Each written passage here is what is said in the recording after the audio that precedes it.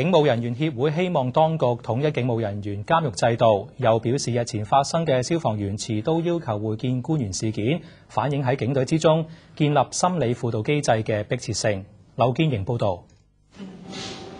警務人員協會表示，目前只有司警局組織章程規定，司警人員若果犯法被判坐監，需要同其他嘅囚犯分開監禁。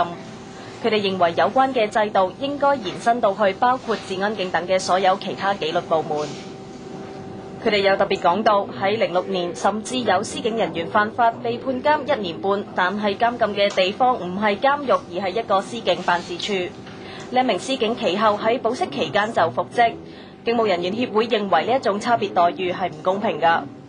另外，佢哋亦都提到，治安警唔似得司警咁樣受到完善嘅法律援助制度保障。我哋將會向呢個保安當局咧、保安司咧向佢提一啲建議，希望咧將整個紀律部隊嘅一啲制度咧統一。